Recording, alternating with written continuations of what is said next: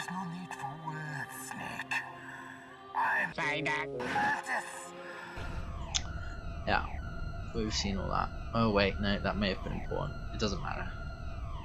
Actually, it might be important. Let's try again. You find the proper controls.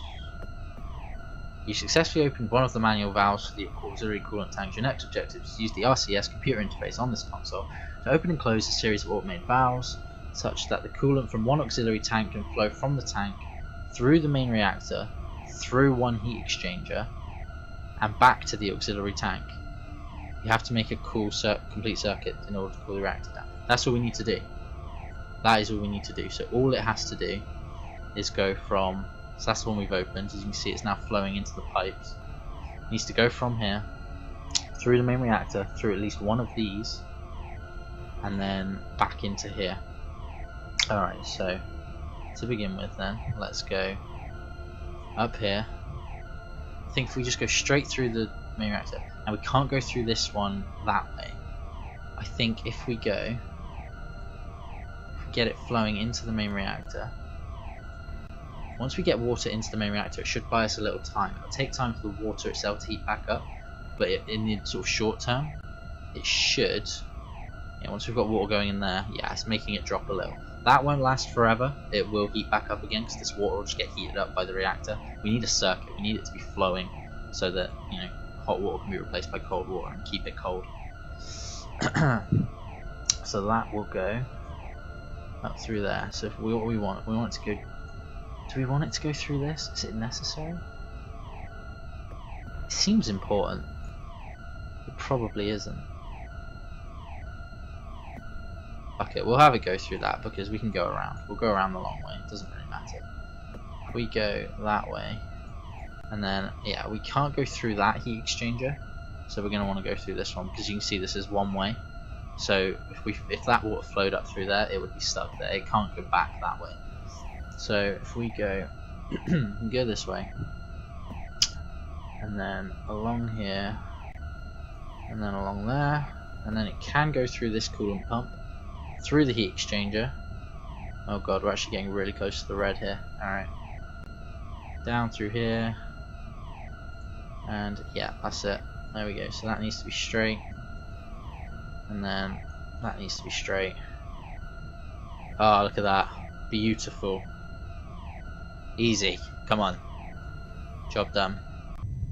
All of the indicators are moving back towards the green. The reactor core temperature has returned to subcritical levels and is now well within normal parameters. You successfully averted a core meltdown and saved the ship. Scotty, eat your heart out. LaForge, O'Brien, all of you, just bow down to the supply officer. Alright. So that's fantastic. So we avoided the core meltdown. That's job done.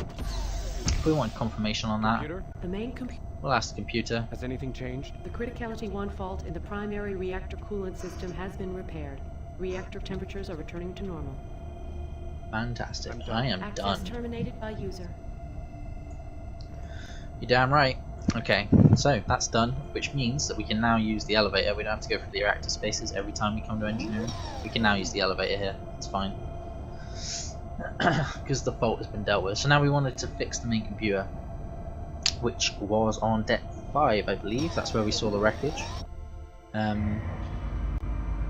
Yeah, I mean, I've got the benefit of hindsight here. Like, I've played this game every couple of years. I play this game, so it's not always fresh in my memory, but I know roughly where to go. In a normal playthrough, you'd probably find yourself having to just explore every deck, not really knowing where the main computer is. It may even say it in the crew manifest, but who's got time to read books?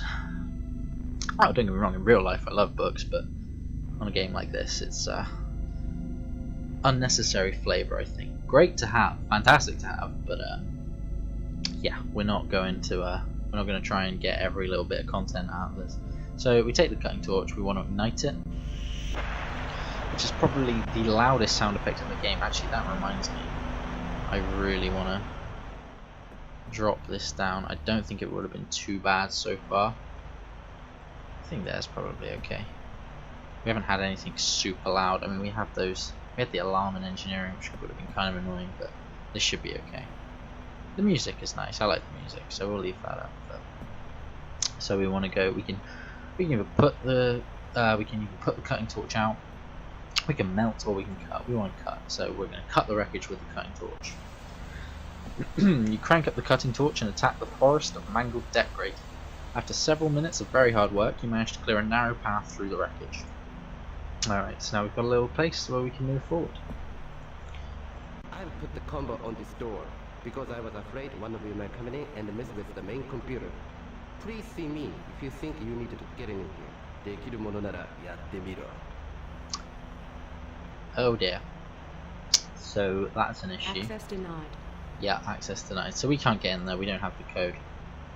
Which, let's put this out. A, because it's extremely loud, and B, because it's wasting fuel. There's no actual sort of fuel conservation system with this, like you can leave that. There's no sort of passage of time unless, I mean, there's a wait button, like you can wait, time passes, but I don't think you'll ever run out of that. Like you run out, it's sometimes scripted that you run out, but you'll never just run out from overusing it. You'll run out once you no longer need it, kind of thing. Okay, so let's take another look at the crew manifest, because oh dear, we don't know what we're doing. Alright, so Cyber Systems Operator, that's Hideki Miura. That was the name of the guy whose voice we just heard.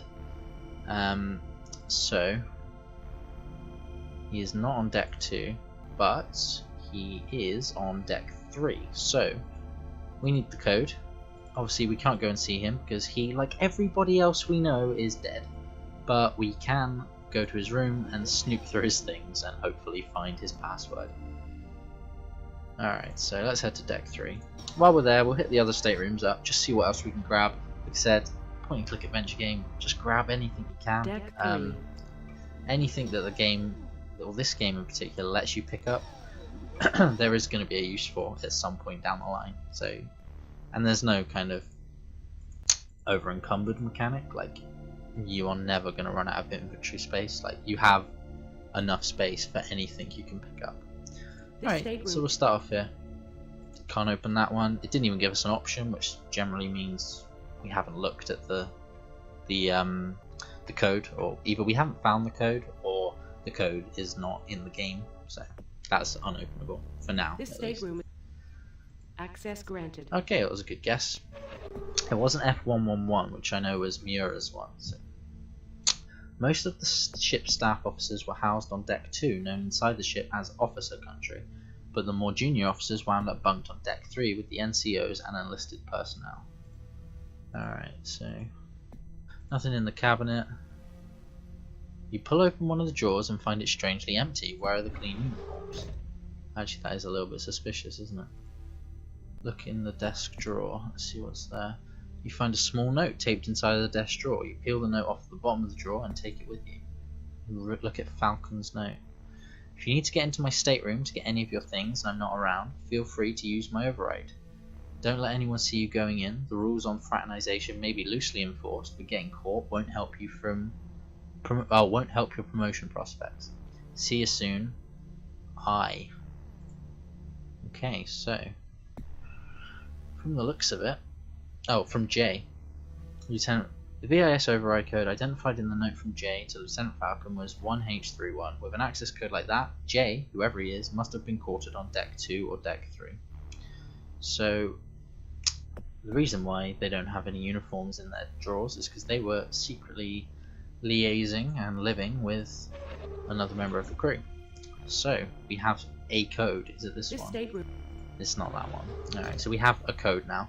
So once we've done this, we'll head back up to Deck 2 and we'll try all of those doors again, and any of the doors that we couldn't open before, we may now be able to open. That is if it's not on Deck 3. This stateroom. Access granted. Okay, so this is the room we're really coming for. This was Hideki Miura's quarters. Hideki was the ship's cyber systems operator and was an old school hacker who admired the culture from the quaint cyberpunk era of the early 2020s. A folded printout sits on the desk next to the computer. A gold necklace is draped on one corner of the computer monitor. Alright, let's just take the necklace. He hasn't got any use for it, he's dead now, so we take the necklace from the flat screen display. This appears to be a necklace with a gold pendant. Well, let's put it on, because why not? Unfortunately, there's no way to look at our character, but... Alright, so we've got some source code. Let's read the source code. We recognize a few words and characters from the archaic character-based programming language of C squared. The program is supposed to use the local sub blah blah blah. If I knew computing, that might actually mean a bit more to me, but I'm kind of a philistine with that sort of stuff, I'm afraid. You find nothing of interest inside the desk drawer. Cabinet's locked, and nothing but clean uniforms. Welcome to Hideki's house of hacking fun. I don't even know what that means.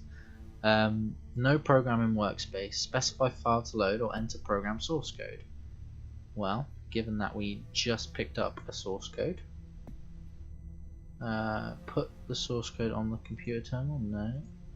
Ah, okay. So we've got a new option here now. So hit program. Program the computer terminal with the source code. Let's give that a try. You type in the lines of code from the source code listing. When you are finished, you give the computer a verbal command to execute the program. The end result is a string of digits that begins with 3.14 pi. I think that's pi, isn't it? 3.141. I'm sure that's pi. Anyway, from memory and also just logically, I'm pretty sure those first 4 digits is going to be the code that we need, because there's nothing else in this room. We've looked at everything else. 3.141 is all we really need to remember. Alright, so that was that one, so we'll try this one. Can't get into that one, so haven't got the code for it. Got 2 more on the end. Access. Got this one. Oh god, okay. This is Mary Kwan's quarters, one of the cramped rooms set aside for non-coms. Look at the starflower. Smell. The starflower has a faint tangy odour that is not unpleasant. Brilliant. Take the journal from the surface of the desk. I am keeping this journal on paper because anything entered on my terminal is accessible to the main computer. I know that the stuff in my personal files is supposed to be protected, but Hideki told me that there are overrides for emergencies. Oh, was that it? Or did I think I just clicked exit a little soon. Oh, Jesus Christ. Oh my god, alright, yeah, we'll come back to this. If we get stuck, we'll come back to that. I forgot how long that was. The holoprint is of a nature seen from Earth. Yeah, nothing useful. Ooh, what's this? The sphere is part of a 3D magnetic puzzle called Malcolm's Madness. You recognise the puzzle because Mary Kwan borrowed it from you after you borrowed it from Aguilar. It was the cause of many wasted hours. Alright. Open the desk drawer. Nothing of interest. Cabinet's locked. And just... oh wait.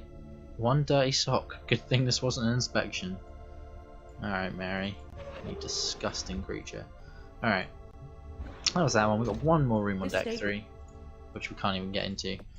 And we've also got a room at the far end, which is the mess hall. Alright, so we get a drink. ACD.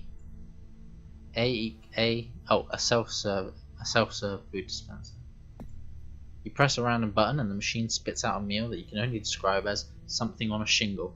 You wolf the thing down in one bite and quickly regret it. The last thing your stomach needs right now is one of the culinary horrors that you've come to expect from the ACD. Wow. My guy is sassy. Alright.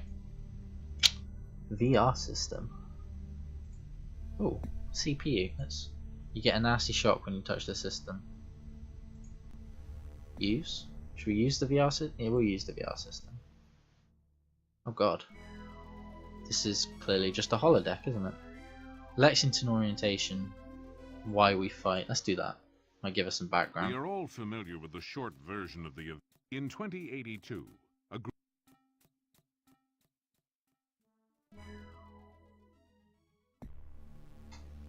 My bad. I did not mean to skip through that. Okay, let's do that again.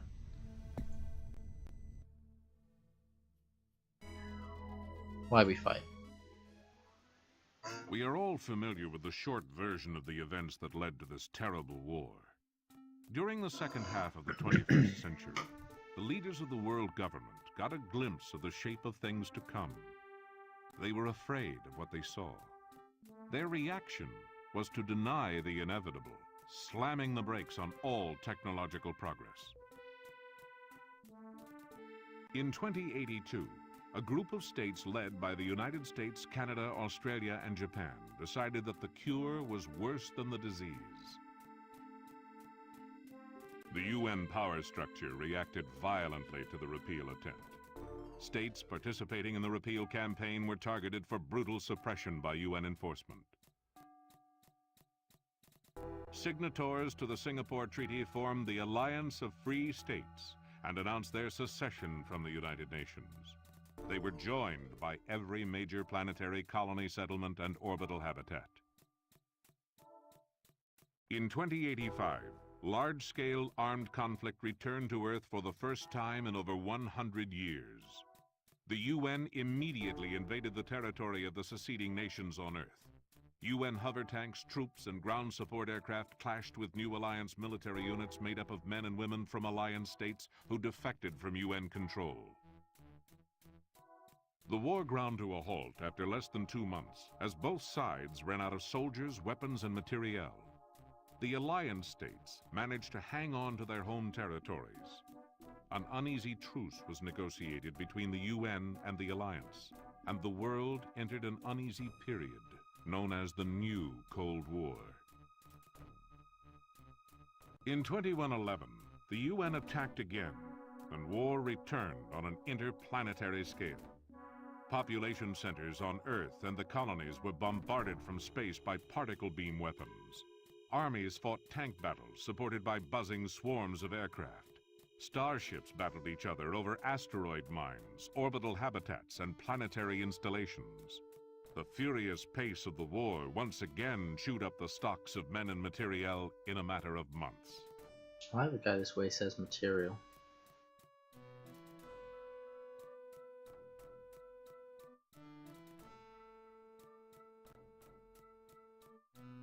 This time, there was no truce. In spite of economic exhaustion, the two sides continued to fight a war of attrition, a war that has since lasted more than 20 years and shows no signs of ending. The war has continued despite the price paid by both sides because all of the combatants are convinced that they are on the right side. The UN firmly believes that unchecked technological development will kill off the human race. The Alliance states are just as firm in their convictions that death is better than life without freedom and without forward progress.